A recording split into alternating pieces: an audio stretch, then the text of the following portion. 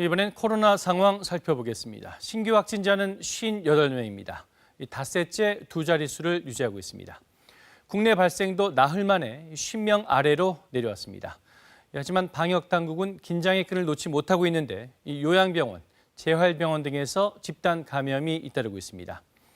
확진자가 대거 나온 부산 해뜨락 요양병원에서는 외부인 감염 사례도 처음 나왔습니다.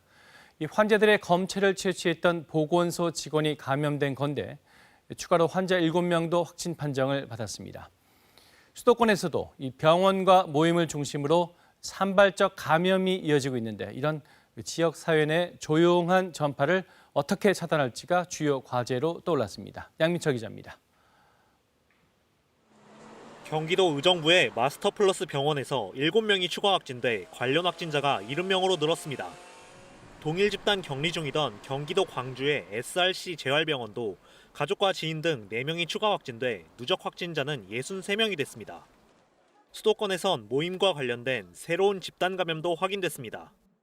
지난 2일 경기도 양평 자택에서 동창간 모임이 있은 이후 지난 5일엔 서울 서초구 카페, 10일엔 서울 강남구 당구장에서 모임이 이어졌고 이 과정에서 지금까지 최소 10명이 확진 판정을 받았습니다. 경기도 수원에서도 지난 3일 가족 모임 이후 일가족 5명이 확진됐는데 이후 확진된 가족 중 1명이 다니는 태권도장의 수강생 3명이 추가로 감염됐습니다. 방역당국은 현재 안정세를 유지하고 있지만 요양기관, 정신병원 등에서 추가 감염은 치명적인 만큼 조용한 전파를 차단해야 한다고 강조했습니다.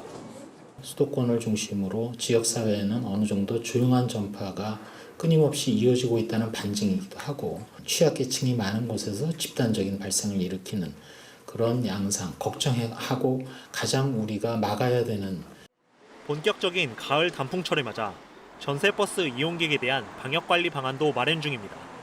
탑승객 명단을 관리하고 마스크 착용과 대화, 음식물 섭취 자제 등 방역 수칙이 잘 지켜질 수 있도록 점검해 나가고자 합니다. 방역당국은 이와 함께 현행 3단계로 나눈 사회적 거리두기를 시설과 업종별로 좀 더 세분화해 이달 말까지 개편할 계획입니다. KBS 뉴스 양민철입니다.